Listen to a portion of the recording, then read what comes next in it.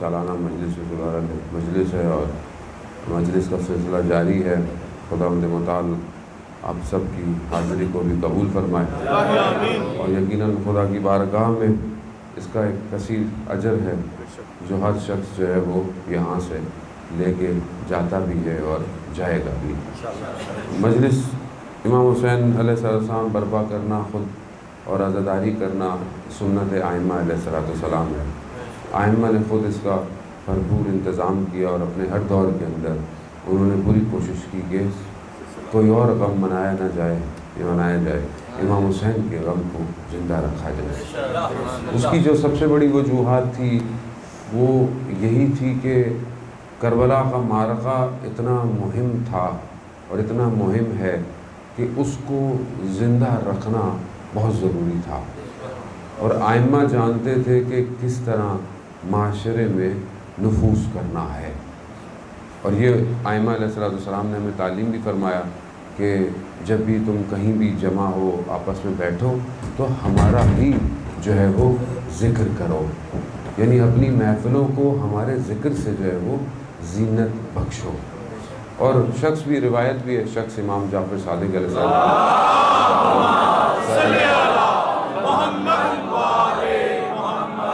امام کی خدمت میں آتا ہے اور امام پوچھتے ہیں اس سے احوال اپنے چاہنے والوں کے، اپنے ماننے والوں کے، تو وہ بتاتا ہے کہ مولا ہم ایسے ہیں ویسے ہیں، اٹھتے ہیں بیٹھتے ہیں، آپس میں جمع ہوتے ہیں، آپ کا ذکر کرتے ہیں، آپ کے فضائل کا ذکر کرتے ہیں، اہل بیت کا۔ تو امام نے کہا خدا تم پر ان سب پر رحمت نازل کرے۔ تو یہ ہماری زندگی کا خاصہ ہونا چاہیے کہ ہم اپنی محفلوں میں اہل بیت کے امر کو زندہ کریں، اور زندہ تبھی کریں گے ظاہر ہے جب ہم اپنے زمانے کے حساب سے اپنے ائمہ کی اطاعت کے لیے اپنے قدموں کو اٹھائیں گے۔ اور ائمہ نے ہر دور کے لیے ہمارے لیے تعلیمات جو ہے وہ ہمیں پہنچائیں۔ ایسا نہیں ہے کہ پرانے زمانے کے لوگ اماموں کو فالو کر سکتے تھے، آج کا زمانہ ماڈرن ہو گیا تو آج ہم امام کو فالو نہیں کر سکتے، ایسا نہیں ہے۔ ہمارے اندر کمیاں ہیں، ائمہ کی تعلیمات میں کوئی کمی نہیں ہے۔ ہمیں چاہیے کہ آنے والی نسل کو جو ظاہر ہے جو جس طرح جس چیزوں کو لے رہی ہے اس کو ویسے پیش کریں۔ میں بہرحال کیونکہ وقت ہمارے پاس نہیں ہے، کیونکہ ابھی تو پہلی مجلس ہے اور شام تک میری 5ویں ہوگی انشاءاللہ۔ درود بھیجتے ہیں محمد والے محمد، اللہم صلی علی محمد والے۔ میرے اسکیجول کو دیکھ کے تو لوگوں کو بلڈ پریشر شروع ہو گیا کہ آپ پڑھیں گے کیسے؟ میں نے کہا جنہوں نے پہلی پڑھوائی ہے آخر بھی وہی پڑھوائی دیں گے۔ تو ہم تو کبھی بھی، میں کبھی بھی اپنے اوپر ڈیپینڈ کر کے جزائر محترم مجلس کبھی بھی نہیں پڑھی ہے۔ جس دن صحت و سلامتی کے لیے بلند الصلوات، اللہم صلی علی محمد وعلی محمد، اگر اپنے اوپر ڈیپینڈ کر کے پڑھے تو ایک بھی نہیں پڑھی جائے گی، یہ یاد رکھیے گا۔ یقیناً توسل کے بغیر معاملہ کچھ نہیں ہوتا یہاں پہ۔ جب ہم حوضے میں گئے تو ہمارے ایک دوست تھے بہت اچھے، ابھی بھی بہت اچھے دوست بھی ہیں ہمارے، خیر خواہ بھی ہیں، پروفیسر ہیں، کہتے تھے شاہ جی وہاں جا کے 30% پڑھائی ہے، 70% توسل ہے۔ تو میں نے کہا شاہ جی ہمارا تو 99% توسل ہی چل رہا ہے۔ تو توسل ہی، اور یہ اہل بیت کا علم ایسا ہے عزیزان محترم۔ شہید مطہری سے کسی نے سوال پوچھا، بہت بڑے اسکالر تھے، کتنی کتابیں آپ نے بھی پڑھی ہوں گی اردو کے اندر، انگلش کے اندر، اور یہ کمال ہے، دیکھیں نا کتنا عرصہ ہو گیا استاد شہید مطہری کو بھی دنیا سے گئے ہوئے، آپ کتاب اٹھائیں ان کی، آپ کو لگے گا آج کے زمانے کی گفتگو کر رہا ہے۔ شہید مطہری سے پوچھا کہ آپ کتنے استاد ہیں، آپ علامہ طباطبائی سے کیوں اتنی محبت کرتے ہیں؟ یعنی استاد تو آپ کے اور بھی بہت سارے ہیں۔ تو کہا ولایت اہل بیت کی وجہ سے۔ ایسا نہیں کہ سارے سب کی تھی، لیکن بہرحال کچھ نظر آتی، کچھ بعض کو نظر نہیں آ رہی ہے اس طرح۔ کہا جب رمضان ہوتا تھا، رمضان میں جب روزہ افطار کیا جاتا تھا تو علامہ طباطبائی حضرت معصومہ کی زری کو بوسہ دے کے افطار کرتے تھے۔ یعنی یہ ہے ولایت، یہ ہے، یعنی یہ جو اس مقام پہ لوگ پہنچے ہیں یہ ایسے نہیں پہنچے، یہ ان کے دروں پہ جھکے ہیں تو اللہ نے ان کو کیا مقام اور کیا درجہ لگایا۔ یہی ہے ہماری زندگی میں عزیزان محترم، ہم ہے اہل بیت کا در ہے، ہم متصل نہیں ہیں اس طرح جس طرح واقعاً انسان جھکا ہوا ہو، یعنی اور کو آسرا نہیں۔ علامہ مصباح ابھی بھی جو بڑے بڑے اسکالر ہیں وہ یہی کہتے ہیں کہ حضرت معصومہ کی زری کی خاک لگا کر جو ہے وہ کہیں جایا کرو۔ کیوں؟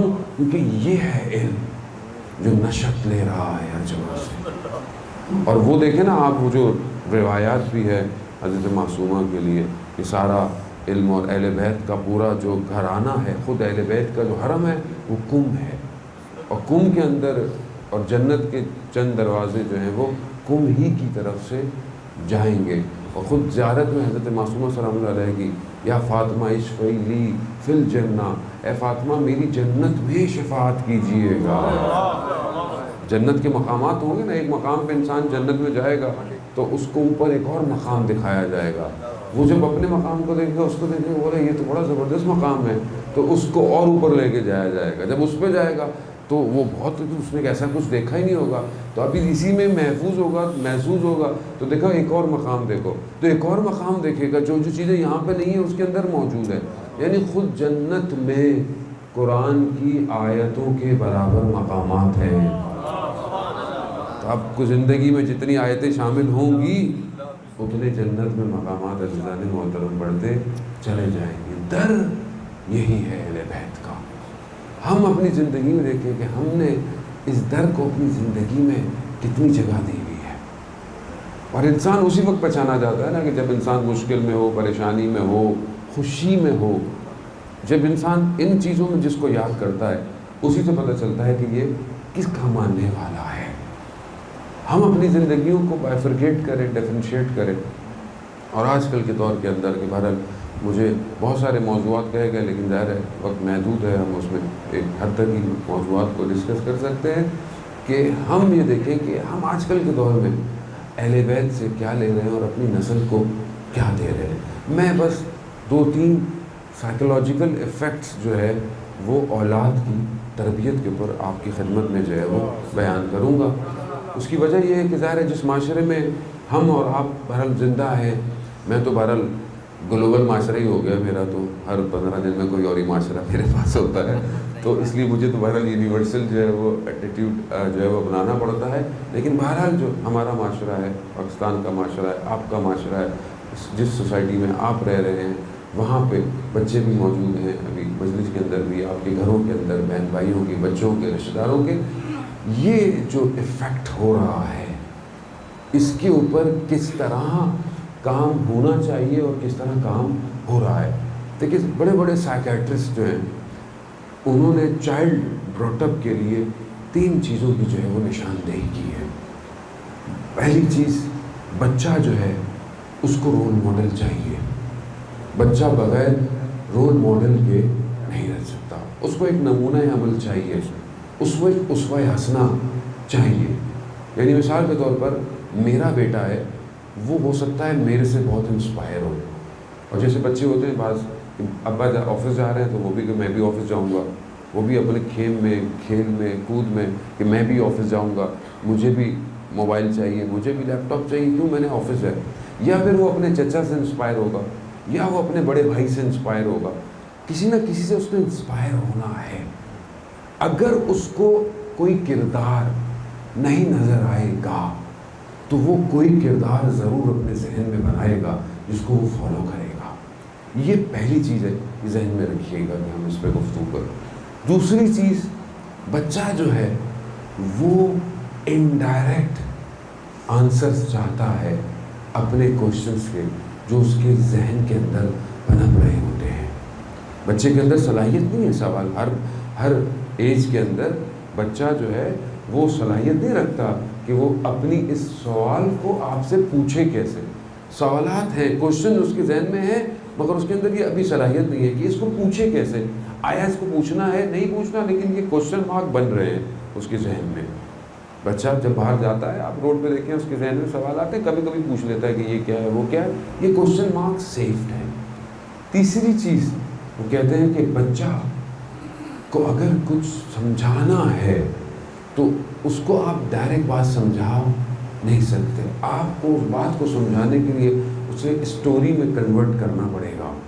یہ بچے کی فطرتاً مسائل ہیں جسے تو دنیا کے بڑے بڑے سائیکٹرسٹ کو کہا. اب ہر ایج میں بچے کی ریکوائرمنٹ انہی 3 چیزوں پہ ٹریول کر رہی ہے. بچہ چھوٹا ہوتا ہے, چلنا شروع کرتا ہے, چیزوں کو محسوس, ہاتھ لگانا, پہلے ہاتھ سے محسوس نہیں کرتا, وہ زبان دانت آنا شروع کرتے ہیں, وہ چیزوں کو چبانا شروع کرتا ہے. یہ نیچرل اس کا پروسیس ہے. وہ چیزوں کو, درک اور ادراکات کو اپنے اندر جو ہے وہ محسوس کرنا شروع کرتا ہے. اسی کو بیس رکھتے ہوئے دنیا آج بچے کے اوپر کام کر رہی ہے, چاہے وہ کارپوریٹ پروڈکٹس ہوں, چاہے وہ اینیمیشنز ہو, چاہے وہ کارٹون ہو, چاہے وہ کوئی بھی اس کی زندگی کا حصہ ہو, وہ اسی کو بیس کر کے پوری چیزیں ڈیزائن کر رہی ہے. اب اگر بچہ رول ماڈل چاہتا ہے جو اس کی فطرت میں ہے, اور ہم نے اسے رول ماڈل نہیں دیا, تو اب اس کے پاس رول ماڈل بہت سارے ہیں جو اس کو دے دیے جا چکے ہیں. اب آپ بچے سے پوچھیں, بچے بیٹا کیا بننا چاہتے ہو, کیا پہننا چاہتے ہو, تو اس نے فوراً بولنا ہے میں سپر مین بننا چاہتا ہوں, میں اسپائڈر مین بننا چاہتا ہوں, میں بیٹ مین بننا چاہتا ہوں, میں بین 10 بننا چاہتا ہوں. کیوں؟ کیونکہ ہم نے اسے رول ماڈل نہیں دیا. اور ایک بہت بڑی انڈسٹری بیٹھ کر ہمارے بچے کو رول ماڈل دے رہی ہے. اور وہ کردار کیا ہے, ان کردار کے پیچھے کیا ہے, یہ کہانی نہیں ہے عزیزان محترم. 1935 میں 1935 میں پہلا ڈی سی کامکس تیار کیا گیا. پہلا امریکہ کے گریٹ ڈپریشن کے بعد, جب 1930 کے امریکہ میں گریٹ ڈپریشن آیا, قحطی ہو گئی, قحط ہو گیا, تباہ ہو گیا اکنامکس. تو پھر اس حکومت کے اندر جب پینیٹریٹ کیا گیا, اس کو ظاہری طور پر بچانے کے لیے, اس کے بعد سے انہوں نے پہلا کریکٹر ڈیزائن کیا سوسائٹی کے لیے, سپر مین. اور وہ کریکٹر ایسا تھا کہ وہ دنیا سے اس کا تعلق نہیں تھا, وہ کہیں اور سے آیا ہے, وہ دیکھنے میں ہے مگر وہ ہم میں سے نہیں ہے. یہ ان کا پہلا یہ حادثاتی نہیں تھا, یہ پلان تھا. وہ جب عام ٹائم میں ہوتا ہے تو وہ ہم جیسا لگتا ہے, لیکن وہ ہم جیسا نہیں ہے. اس کے ماں باپ, اس کی دنیا, اس کے خدا کوئی اور ہے. اور گریجولی انہوں نے کام کیا, اور آج یہ اس نہج پہ آ گئے. یہ آپ کی سوچ ہے. آج انہوں نے دنیا کو اپنے کنٹرول میں لے لیا. یہ گیم, یہ اینیمیشنز, یہ بڑی بڑی اسکرینز, یہ بڑے بڑے کریکٹر ڈیزائنڈ کیے, بکس لکھی گئی, کلرز کس چیز کی نشاندہی کرتے ہیں اس پہ سب لکھا گیا, کوالٹیز کیا کیا ہیں, خوبیاں کیا کیا ہیں, طاقتیں کیسے حاصل ہوتی ہیں, سب کچھ ڈیزائن کیا. اور اب اس سے بڑی کمپنی جو اس ٹائم ہمارے سارے, اور یہ سب دنیا کے لیے, ہاں یہ سب ایسا نہیں ہے کہ صرف آپ کے میرے لیے نا, ان کے لیے پوری دنیا پروڈکٹ ہے. وہ پوری دنیا کو ایک زاویے سے دیکھ رہے ہیں. میں اس لیے بہرحال کیونکہ کہہ رہا ہوں کہ بہرحال کیونکہ زندگی کا کوئی بھروسہ ہے نہیں انسان کے پاس, جو بہرحال ہماری ریسرچ ہے وہ آپ کی خدمت میں دے دیں. کیونکہ جب تک خود عوام اس بات کو ریئلائز نہیں کرے گی, خود جب تک کام نہیں کرے گی, ہم اپنے آنے والی نسل کو الٹرنیٹ نہیں دے سکتے. اب یہ ٹائم آ گیا ہے کہ اب ہمیں اپنی نسلوں کو بچانا پڑے گا, ورنہ اب جو کام نسل کے ساتھ ہو رہا ہے, اب کچھ عرصے کے بعد سب تباہ ہو جائے گا. کہ جس طرح وہ نفوذ کر گئے ہیں اور وہ نفوذ کر رہے ہیں, اور کوئی بول نہیں سکتا ان کے خلاف. آپ ویسٹ میں بات نہیں کر سکتے. آپ اگر اسکول پروفیسر ہیں آپ کے اوپر بین لگ جائے گا, اگر آپ اسپیکر ہیں آپ کے اوپر بین لگ جائے گا. سب کیوں؟ کیونکہ یہ یزیدیت کے نظام پہلی شرط ہے کہ اس کے خلاف کوئی بولے نہیں. یہ اس کے نظام کی پہلی شرط ہے. کیوں؟ اسی لیے اس نے کہا تھا کہ سب سے بیعت ملے نہ ملے, اس سے بیعت ضرور لے لو جس نے حق پہ زبان اٹھانی ہے. یہ پرانا نظام ہے. اسی لیے میں کہوں کہ دیکھیں کربلا کو آج کے دور سے کمپیئر کرنے کی کوشش کریں. ہم اپنی روایتی گفتگو اچھی بات ہے، پورا مہینہ سال ہوتا ہے 2 مہینے، ہر علماء ہر طرح کی موجود ہیں، ہر چیز ہے، ہسٹری بھی ہے، فضائل بھی ہیں، ہر چیز کی ضرورت بھی ہے، مناظرہ بھی پڑھنا ہے، سب پڑھنے کی ضرورت ہے، ورنہ آنے والی نسل کو پتہ ہی نہیں چلے گا خیبر اکھاڑا کس نے کرا. اگر آپ جنگیں نہیں پڑھیں گے تو کل کو تو لوگ اپنی کتابوں میں جنگیں بھی لے کے جا رہے ہیں. تو یہ ضروری ہے کہ ان کو پتہ ہو کہ تلوار بھی کس کی تیز تھی اور محراب میں بھی سب سے مضبوط کون تھا. تو یہ بہت ضروری ہے. لیکن آج کے دور کے ساتھ اس کو دکھانا پڑے گا، کردار دکھائیں. انہوں نے یہی کیا، انہوں نے جتنے بھی یہ فکشنس کریکٹر ہیں نا، یہ لیے ہم میں سے ہیں، انہوں نے بنائے، انہوں نے ایسی شخصیتیں بنائی جو پرواز کرتی ہیں، جن کے ایک ہی ٹائم میں وہ اتنے لوگوں کو مار دیتے ہیں. سب یہ کریکٹر تاریخ میں انہوں نے کہاں سے اٹھائے. یہ جب انہوں نے دیکھا کہ دنیا کی جنگوں کے اندر اور تو کوئی نظر نہیں آیا، ایک علی ہے جو ہر طرف نظر رہا ہے، تو انہوں نے بھی 360 کیمرے لگا کر ایک ہی شخص کو چلا کر دکھایا کہ کس طرح لڑ سکتا ہے ایک آدمی. انہوں نے یہ سارے ایٹریبیوٹس انسان کے تاریخ سے لیے، لیکن اپنے اوپر لے کر اور اپنی چیزوں کو کنورٹ کر لیا. اب یہ کہتے ہیں کہ ہم ہیں گلیکسی کو بچانے والے، ہم ہیں پوری دنیا کو ہم بچائیں گے. اور انہوں نے ذہنوں کے اندر ڈال دیا ہے کہ کوئی اور مخلوق اترے گی جو انسان سے لڑے گی، جس میں وہ بعض فلموں میں کہتے ہیں مشینیں اتریں گی، بعض فلموں میں کہتے ہیں جی روبوٹس اتریں گے، بعض فلموں میں کوئی مخلوقات ہیں عالم سے وہ انسان سے لڑیں گے. اور یہ ذہنوں کو تیار کر رہے ہیں کہ دیکھو کوئی آئے گا ہماری دنیا کو قبضہ کرنے کے لیے. وہ اپنی طرف سے امام کا انتظار کر رہے ہیں، اور انہوں نے اپنے عقائد میں امام کو جو ہے وہ کچھ اور بنا دیا، انسانیت کا نعوذ باللہ کہ وہ دشمن ہے، اور اپنا جو ان کا ہے کہ جو ہے اصل انسانیت کا دشمن، اس کو وہ منجی بشر بنا کر پیش کر رہے ہیں. یہی کیا ہے انہوں نے. زندہ آباد، زندہ آباد، مرد آباد، مرد آباد. اللہم صلی علی محمد. دیکھیں نا وہ جو آئے گا ادھر سے بھی، وہ بھی ایسے آئے گا نا کہ وہ بولے گا دیکھیں یہ جنت ہے، یہ جہنم ہے، تمہاری مرضی ہے. اب وہ ہوگا الٹا، جو اس کی جنت ہوگی اصل میں وہ ہوگی جہنم، اور جو جنت جس کو وہ جہنم دکھائے گا وہ اصل میں جنت ہوگی. اور آج دنیا ہمارے سامنے ایسی ہے، دنیا جسے ہمارے لیے جنت پیش کر رہی ہے، جس راحتی کو، جس سکون کو کہ چوری کر لو، کرپشن کر لو، یہ کر لو، وہ کر لو، حرام کام کر لو، دیکھو زندگی کتنی اچھی گزرے گی، دیکھو زندگی کتنی اچھی گزر رہی ہے، اور حلال ریلیشن شپ کی ضرورت نہیں ہے، یہ نہیں ہے، وہ نہیں. یہ دنیا اچھی دکھا رہی ہے نا آپ کو، کوآپریٹ دنیا دکھا رہی ہے. ہمارے یہاں بھی جو ہے وہ یہ مل جائے گا، گھر مل جائے گا، گاڑی مل جائے گی. ذہن کہاں جا رہا ہے؟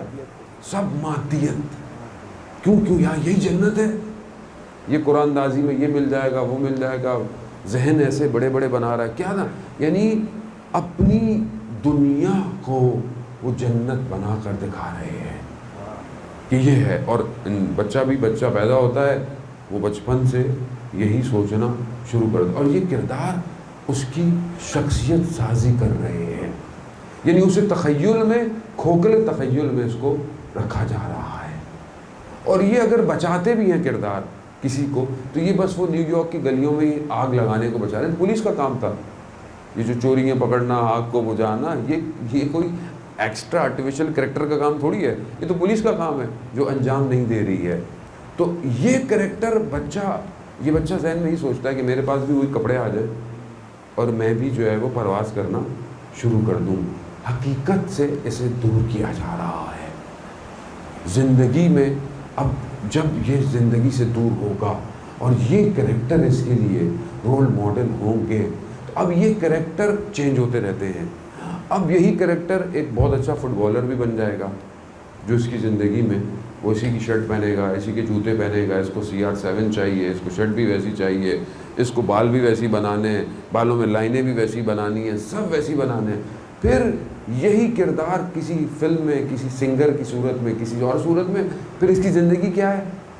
یہ نشے بھی کرتا ہے، یہ ڈرگس بھی یوز کرتا ہے، یہ ایسے بھی رہتا ہے، یہ ویسے بھی، خود بخود کردار سازی ہو رہی ہے، کچھ کرنے کی ضرورت نہیں ہے۔ کیوں آج معاشرہ اتنی تیزی سے بے روی کا شکار ہو گیا؟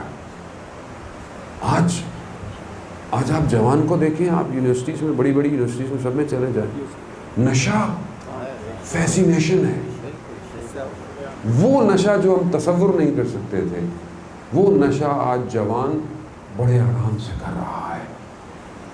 اور جتنے بھی آپ کردار دیکھ لیں، ٹی وی کریکٹرز دیکھ لیں، فلم سینما دیکھ لیں، نیٹ فلکس کے ٹی وی سیزن دیکھ لیں، سب میں اتنی آسانی سے یہ ریلیشن شپ ڈیفائن کر دیے گئے کہ لگ ہی نہیں رہا کہ یہ حرام کر رہا ہے یا حلال کر رہا ہے۔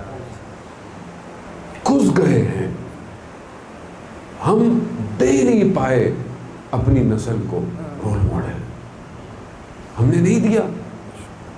ورنہ جو یونیورسٹی 2 مہینے کھلتی ہے ہر سال، پہلی محرم سے لے کے 8 ربیع الاول تک، ہر سال یہ یونیورسٹی کھلتی ہے، شرط بھی داخلے کی کوئی نہیں ہے، صرف ایک آنسو اور آ جاؤ، ایک گریہ کرو، آ جاؤ۔ یہ یونیورسٹی کے داخلے کی شرط ہے۔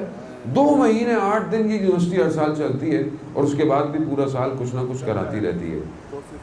کتنی زندگی میں اس یونیورسٹی میں کتنی دفعہ داخلہ لیا میں نے، کتنی دفعہ تھا، اور کم از کم اگر میری ایج 40 کے آس پاس ہے تو میں 20 سال سے تو ہوش میں ہوں اپنا، اس سے پہلے شاید چلے ہوش میں نہیں تھا۔ 20 سال میں، 10 سال میں 60 مجلسیں نہیں، 10 تو سنی ہوں گی، 10 ملٹیپلائی بائی 20 سال، 200 مجلسیں، اور میری عقل بھی رشد کر رہی ہے، میں اچھے برے کی تمیز بھی پہچان رہا ہوں۔ تو کیا 20 سال میں آج تک اس یونیورسٹی سے کوئی رول ماڈل لے کے نہیں اٹھ پایا؟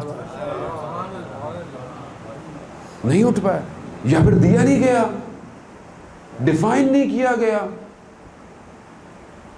8 سال ایران عراق کی جنگ تھی، ایک ٹیچر نے اپنی کتاب میں اس واقعے کو لکھا کہ میں ہائی اسکول کا ٹیچر تھا اور ہمارے اسکول کے بچے بھی جنگوں میں جا چکے تھے، تو کہا میں نے دیکھا ایک بچہ بہت پرہیزگار تھا، اور ایک دن لڑکے اس کو گھیر کے کھڑے ہوئے کہ بھائی تم اتنے پرہیزگار ہو، عبادت نمازیں پڑھتے ہو، تو تم جاتے کیوں نہیں ہو جنگ پہ؟ تو میں نے کہا کہ یہ جواب کیا دے گا؟ تو اس نے کہا کہ میرا یہ ختم ہو رہا ہے، میں یونیورسٹی جانے والا ہوں، تو میں چاہتا ہوں ٹاپ کروں یونیورسٹی میں، پہلے سیمسٹر میں ٹاپ کروں اور پھر جاؤں جنگ میں۔ کہا کیوں؟ کہا میں نہیں چاہتا کل کو لوگ یہ کہیں کہ پڑھے لکھے بچے نہیں تھے، پڑھے لکھے بچے۔ کہا وقت گزر گیا، میری بھی ڈیوٹی لگ گئی ایک آپریشن پہ، جو بصرہ کے قریب بہت بڑی نہر ہے آہروند، اس پہ میری ڈیوٹی، اور بہت تیز پانی کا بہاؤ ہے اس نہر کا، اس طرف اور اس طرف کے درمیان، اس کے اندر مائنز بچھے ہوئے تھے، تو آپریشن یہ تھا کہ مائنز کو ہٹانا تھا تاکہ فوج جو ہے وہ ادھر جا سکے۔ تو کہتا ہے ڈائیورس کے کپڑے پہنے ہوئے تھے سارے جن کی ڈیوٹی، تو میں ان کا ہیڈ تھا، تو میں ان ڈائیورس کو لائن میں کیوں میں صحیح کر رہا، تو میں نے دیکھا مجھے وہی لڑکا نظر آ گیا جو میرا اسٹوڈنٹ تھا، اس کا نام بہروز تھا۔ تو میں نے کہا بہروز، کہتا اس نے بتایا میری یونیورسٹی میں فلانے پہ ٹاپ کیا اور میں اب آ گیا ہوں۔ کہتا آپریشن سٹارٹ ہوا، ایک مائن پھٹ گئی، میں زخمی ہو گیا، بے ہوش ہو گیا، کوما میں چلا گیا۔ 2 مہینے بعد جب مجھے ہوش آیا تو میں جب نکلا باہر ہاسپٹل سے تو میں نے دیکھا کہ پوسٹر لگا ہوا تھا، وہ جو لڑکا تھا وہ اس آپریشن میں شہید ہو چکا تھا۔ تو میں اس کے گھر گیا کہ ان کے گھر والوں کو تھوڑا مبارکباد دوں، دراسات دوں، یہ تو وہ بڑا رو رہے تھے، گریہ کیا انہوں نے، اور انہوں نے مجھے واقعہ سنایا کہ جب وہ شہید ہوا تو اس کی پھوپھی تھی جو امریکہ میں رہتی تھی، اور وہ آئی اور اس نے کہا کہ آپ کا بیٹا بڑا انٹیلیجنٹ تھا، باہر ہوتا PhD ڈاکٹریٹ کر لیتا، سائنٹسٹ بن سکتا، آپ نے پتہ نہیں کن چکروں میں اپنے بچے کو جو ہے وہ مروا دیا۔ کہتا ہم کیا کرتے، ہم نے تو کچھ کیا۔ دوسرے دن وہ روتی ہوئی واپس آئی صبح اور کہا کہ میں نے خواب میں رات کو بہروز کو دیکھا۔ کہا وہ یونیورسٹی کے جو گاؤن ہوتے ہیں، جو گریجویٹ کے گاؤن ہوتے ہیں، وہ سفید رنگ کا گاؤن پہنا ہوا تھا اور ہواؤں میں پرواز کر رہا تھا۔ اس نے وہ گاؤن ہٹایا تو اس کے اوپر ایک سرٹیفکیٹ لگا ہوا تھا اور اس کے اوپر لکھا ہوا تھا doctor Behroz from Imam Hussain University. امام حسین، یعنی یہ یونیورسٹی ہر وقت آن ہے، ہر وقت آن، لیکن ہم نہیں لے پا رہے کردار اس یونیورسٹی سے جانے والا۔ یہی یونیورسٹی ہے کہ جس نے آج پوری دنیا کو، اسی یونیورسٹی کے اسٹوڈنٹ ہے جو آج پوری دنیا کو کنٹرول کر رہے ہیں۔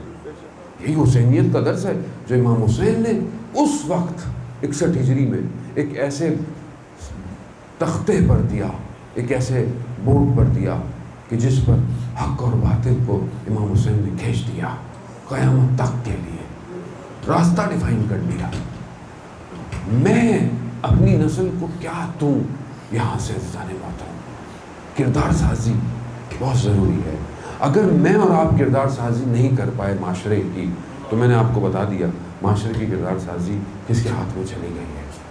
اب ہمارے جو کردار بنیں گے تو بعید نہیں کہ وہ ایسی چیزیں جسے ہم تصور نہیں کر سکتے ہمارے گھروں کے اندر شروع ہو جائے گی۔ آج ہمیں شاید محسوس نہیں ہو رہا کیونکہ شاید میرے گھر میں کچھ نہیں ہوا، لیکن شاید برابر والے گھر میں کچھ ہوا ہو، اس کے برابر والے گھر میں تباہی کے دہانے پر کھڑا ہے معاشرہ اس ٹائم، تباہی۔ اور یہ میں صرف یہاں کی بات نہیں کر رہا، پوری دنیا کے اندر کمیونٹیز تباہ ہو گئی ہیں، شادیاں 6 مہینے سے زیادہ ایگزسٹ نہیں کر پا رہی ہیں، ڈائیورس ریشیو ہائی ہو گیا، انلیگل ریلیشن شپ اب بڑا ماڈرن ہو گیا ہے، بڑا لوگ اس کو اب پریفیئر کیوں؟ کیونکہ معاشرے کی ذہنیت ایسی بنا دی گئی ہے۔ تو کون بچائے گا عزیزان محترم؟ ہمیں اپنا کردار ادا کرنا پڑے گا۔ میرے اندر جو صلاحیت ہے مجھے معاشرے میں اس صلاحیت کو دینا پڑے گا، میں اپنے اندر کچھ صلاحیتوں کو اجاگر کروں۔ یہ جو انڈائریکٹ سوالات ہیں اور یہ جو ساری چیزیں ہیں، یہ ساری چیزیں کون ڈیفائن کرے گا؟ بچے کے ذہن کے اندر بہت سارے سوالات ہیں، خدا کون ہے، خدا کہاں ہے، خدا کیسا ہے، خدا کب سے ہے۔ ہم بچے کو بھگا دیتے ہیں، بچے کو کہتے ہیں کہ بھاگو یہاں سے، یہ کوئی سوال ہے بیٹا پوچھنے کی ضرورت ہے، وہاں ابا کو ہی نہیں پتا، وہاں تو آپ کو کیا پتا ہے۔ نہیں، ایسا نہیں کریں، جو سوال نہیں جانتے غلط جواب اس کو نہیں دیں۔ کیوں؟ کیونکہ آپ کا جواب اس کا عقیدہ بنا رہا ہے، آپ کا جواب اس کا عقیدہ بنا۔ میری بیٹی چھوٹی تھی تو ماشاءاللہ بڑی ہو گئی، مجھے بار بار کہتی ہے، آپ ہر وقت کہتے ہیں کہ نیک کام کر لیں ثواب ملے گا، جنت میں جائیں گے۔ تو اس نے بڑے آرام سے معصومیت سے مجھے ایک دن کہا، یہ جنت ہے کہاں؟ یہ جو آپ کہتے ہیں جنت میں جائیں گے، بابا جنت کہاں ہے؟ یہ آپ نے دیکھی ہے؟ میں کہاں بیٹا دیکھی تو نہیں ہے۔ تو پھر خام خواہ ہمیں جنت میں بھیجنے کے چکر میں لگے رہتے ہیں۔ بڑا نیچرل سوال تھا۔ اب اس کو میں یہ نہیں بول سکتا، میں نے آہستہ آہستہ اس کے ایج کے حساب سے کہ جنت بیسیکلی ریوارڈ ہے، جیسے ہم دنیا میں ریوارڈ دیتے ہیں تو ہمیں آخرت میں بھی ایک ریوارڈ ملنے والا ہے۔ عجیب سوالات ہیں عزیزان محترم بچوں کے، یہ انڈائریکٹ کوسچنس کہ دنیا میں ہم آتے کہاں سے ہیں، کیسے آتے ہیں۔ اور یہ سب اینیمیشن، یہ سب کارٹون جو ہم نہیں دیکھ رہے، بچہ دیکھ رہا ہے۔ اس لیے بہت ضروری ہے کہ آپ اپنے بچے کا ٹائم سلاٹ آپ کو پتا ہو کہ یہ کس ٹائم سلاٹ میں ٹی وی کے آگے بیٹھتا ہے، اور اس ٹائم سلاٹ میں ٹی وی میں آتا کیا ہے۔ بیٹھے ٹائم لگائیں، یہ پروڈکٹ ہے امام زمانہ کی، ہم نے اس کو دنیا کے حال پہ چھوڑ دیا ہے۔ ہمیں کمانے سے فرصت نہیں، ہم تو کما رہے ہیں مولانا، ہم تو کما رہے ہیں۔ وہ ماں بھی کچھ بولتی ہے تو بھائی میں کماؤں کہ بچوں کو سنبھالوں؟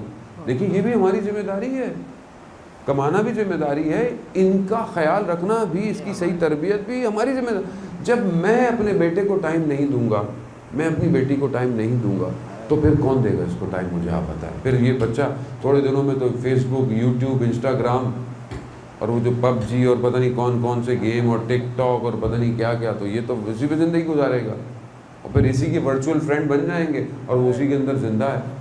یہاں خواتین شکایت کرتی ہیں کہ ہمارے شوہر گھر آ کے بھی مولانا صاحب جو ہے وہ اپنی ڈیوائسز کے اندر لگے ہوئے ہیں، یعنی فزیکلی ریلیشن شپ جو ہے وہ اہمیت نہیں دیتا، نہ وہ لذت پروڈیوس کر رہا ہے۔ اس کی وجہ کیا ہے کہ ورچولی اتنے ہم انٹیکٹ ہو گئے ہیں کہ ہم اسی میں لذت لگ رہی ہے، ایڈکشن ہو گئی ہے، ذہن جو ہے وہ اس طرف چلا گیا ہے، اور ٹیکنالوجی کا دور ہے، اس نے ذہنوں کو اس طرح کنٹیکٹ اور روک لیا ہے کہ انسان سوچنے کی صلاحیت سے بھی معصوم ہو گیا۔ تو کہاں سے ہم نکلیں گے؟ عزیزان محترم، پر وقت بہت تیزی سے جو ہے وہ اپنے اختتام کی طرف چلا گیا.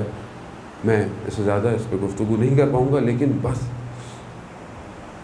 ہمیں اپنے وجود کو بچانا ہے عزیزان محترم، کسی اور کی خاطر نہیں، کم از کم اپنے ہی خاطر، اپنی آنے والی نسل کی خاطر.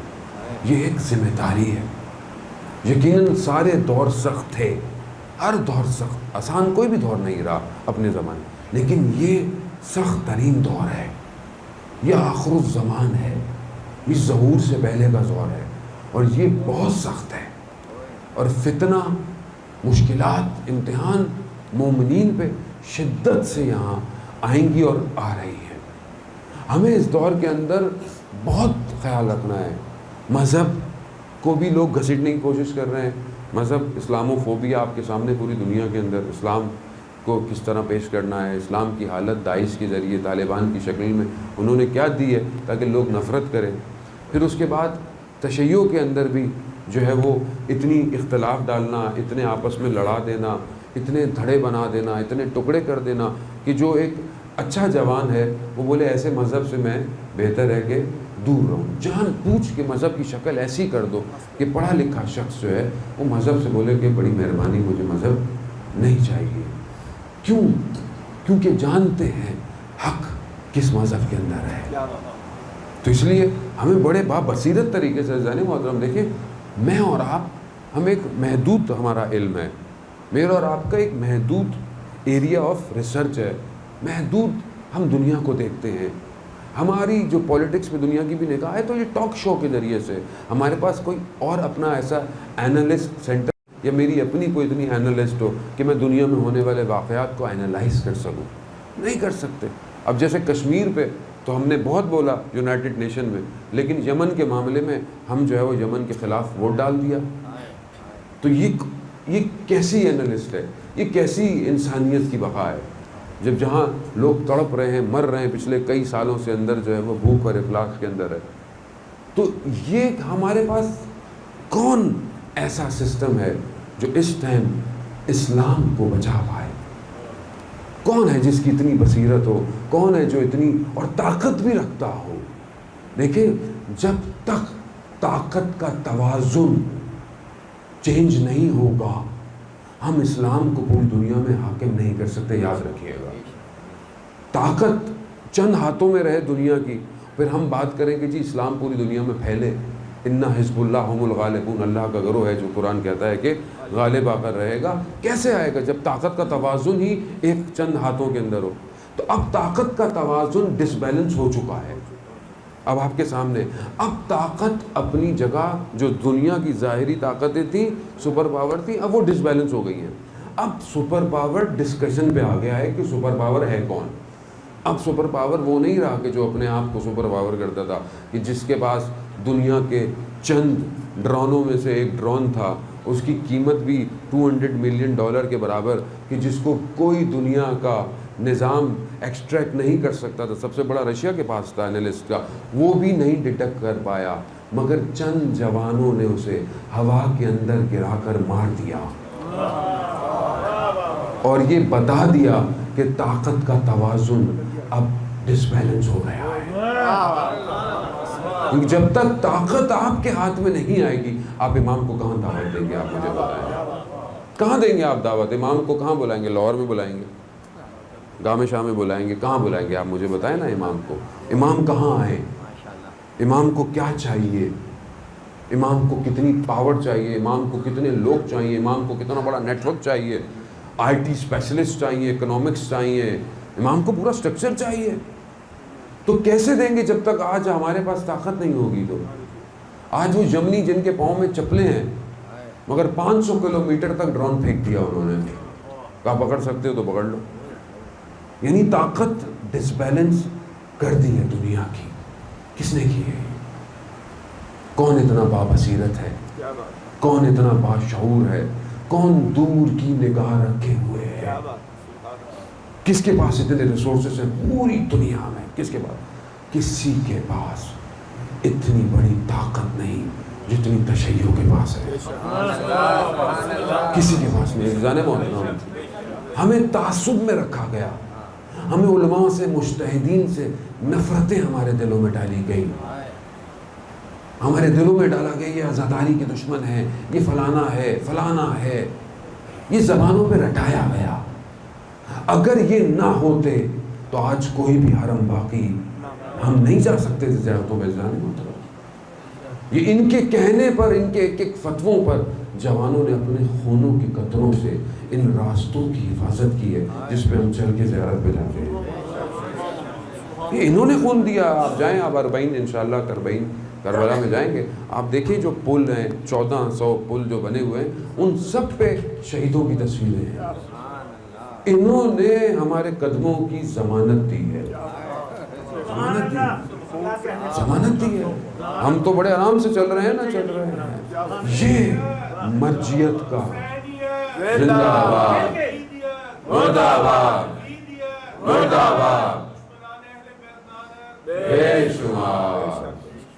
اب بابصیرت ہونے کی ضرورت ہے کہ اصل میں دشمن ڈرتا ہی نہیں سے ہے۔ کیوں؟ ایک فتویٰ ٹریلین ڈالر کی داعش کو بھگا سکتا ہے۔ ایک فتویٰ۔ تو یہ سوچ رہے ہیں کہ یہ تو نوکر ہیں علی کے، اور وہ علی کا فرزند آ گیا تو کیا ہوگا؟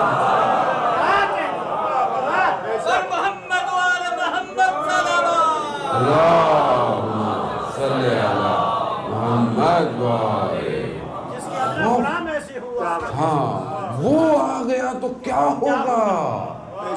کیا ہوگا کائنات میں؟ وہ ابھی مر رہے ہیں، ان کی سمجھ میں نہیں آ رہا کیا کریں۔ اسی لیے انہوں نے کہا کہ بھائی روکو ان کو کسی طریقے سے۔ کہاں سے روکیں؟ نہیں روک سکتے۔ جن نظاموں میں ولایت علی ابن ابی طالب نفوذ کر چکی ہے، جن کی بنیاد ولایت علی ابن ابی طالب ہو، یہ میثم تمار کے ماننے والے ہیں کہ جن کو لٹکا دیا جائے، کاٹ دیا جائے، کھینچ دیا جائے، زبانوں کو تن سے جدا کر دیا جائے، یہ علی علی کرنے سے روکیں گے نہیں۔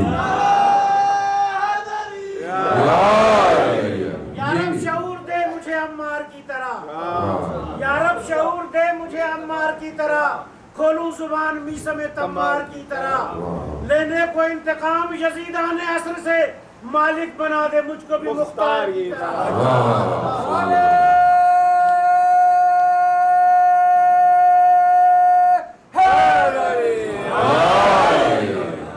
ہم اس کو سمجھنے کی کوشش کریں۔ ہمیں آپس میں لڑایا جاتا ہے، جانب ہم سب امام حسین کے عشق میں مجلسوں میں آتے ہیں، حضرت علی کے عشق میں ولایت میں زندہ ہے۔ تو کوئی بھی آپ خود سمجھ لیں، کوئی بھی ممبر سے اگر مومنین کو آپس میں اختلاف کی کوشش کرے، سمجھ لیں وہ تشیع کا دشمن ہے۔ آپس میں ہمارا کوئی اختلاف نہیں ہے، جان بوجھ کے ہماری مجلسوں کو، ہماری عزاداری کو ڈسٹرب کرنے کی کوشش کی ہے تاکہ ہم اصل ہدف کی طرف نہ بڑھ پائیں، تاکہ ہم اصل اس کا انتظار نہ کر پائیں جو خود ہمارا انتظار کر رہا ہے، وہ ہمارا انتظار کر رہا ہے۔ بہرحال میں اس سے زیادہ آپ کو تکلیف نہیں دوں گا، اور خدا بند متعال کی بارگاہ میں دعا ہے کہ پروردگار ہمیں صحیح منتظر بننے کی توفیق عطا فرمائے۔ عزیزانہ تو لٹا ہوا کاروان ہے جو منزل ب منزل طے کرتا ہوا اپنی آخری منزلوں کی طرف روانہ ہے۔ آپ نے بھی بڑی تکلیفیں کی، آپ بھی پہلی محرم سے آئے بیٹھے ہیں، کہیں نہ کہیں کوئی نہ کوئی گریہ کر رہے ہیں۔ 9 محرم 10 محرم تک انسان بڑی طاقت لگاتا ہے، 10 محرم کو تھک جاتا ہے، آرام کرتا کہتا ہے جی بڑی مجلسیں کی میں نے، 8 کو 9 کو 10 کو بڑا جلوس کیا، بڑا ماتم کیا، بڑی سبیلیں لگائی۔ آدمی 10 کو رات کو آ کے تھکتا ہے، مگر سلام ہو جن کا سفر ہی 10 کی بات شروع ہوا، جن کا سفر ہی 10 کے بعد شروع ہوا، وہاں آرام، یہاں تو پھر آرام آیا، وہاں تو اب بے آرامیاں آئے۔ ہاں ہم تو پھر آرام کر گئے، وہاں تھوڑی آرام، وہاں تو جو ایک سینے پہ سوتی تھی اب سینے پہ نہیں سوئے گی، اب وہ ریت پر یا تشت پہ سوتی ہوئی آگے بڑھے۔ ہاں داران محترم، چند گریا ہے نا جن کے لیے کہا گیا کہ بڑا عالم کے اندر گریا. ایک حضرت آدم اور حوا کا گریا ہے, بہت گریا کیا حضرت آدم حوا نے, بڑا گریا کیا. دوسرا حضرت یعقوب کا گریا ہے, بہت گریا کیا. تیسرا جو ہے وہ حضرت فاطمہ کا گریا, بڑا گریا کیا بی بی نے بھی. کہتے تھے کہ یا رات کو گریا کریں یا دن میں گریا کریں, بڑا گریا کیا. ہاں زادارن محترم. اور پھر امام سجاد کا گریا. کہنے والوں نے کہا مولا کیوں اتنا گریا کرتے ہیں, بس کر دیجئے, اتنے سال ہو گئے, کب تک گریا کریں گے. اب یہ تو کوئی امام سجاد سے پوچھے کہ روز عاشورہ سے امام سجاد نے جو مشکلات برداشت کی ہیں, نہ جانے کس کیفیتوں میں وہ بیمار امام. بعض روایات کہتی ہیں نا روز عاشورہ جب امام حسین امام سجاد کے پاس آئے تو مریض ہیں, بیماری کی حالت میں ہیں. آنکھ کھلی, دیکھا بابا کی چہرہ خون بہہ رہا ہے, زخمی حالت میں ہے بابا. تو اچانک سے امام نے کہا بابا یہ کیا ہوا. کہا بیٹا بس وقت آ گیا. کہا بابا بھائی علی اکبر کہاں گیا. بیماری ہے نا, بیماری کی حالت ہے. چچا عباس کہاں گئے.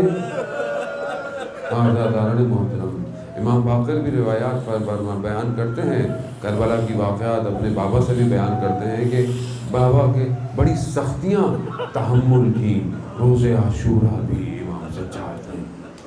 لیکن ایک عجیب حالت ہے. راوی کہتا ہے کہ میں نے دیکھا کہ ایک خاتون ہے جو جلتے ہوئے خیموں میں کبھی اندر جاتی ہے کبھی باہر آتی ہے. میں نے کہا کہ کوئی قیمتی چیز ہے جو خیمے کے اندر ہے, کوئی اور نہیں. تو دیکھا ایک بیمار ہے, اسے بھی باہر لے کر آ رہی ہے. عزیزان محترم امام کو مصائب آپ سنتے آ رہے ہیں. میں تو بدل تعمیل حکم کرتے ہوئے اپنے آپ کو ثواب میں شامل کرنا چاہتا ہوں. امام کو بڑی سختی کے ساتھ, بڑی مشکلوں کے ساتھ امام کو سواری پہ بٹھایا گیا. میں نے بڑے پیار سے کہہ دیا بٹھایا گیا.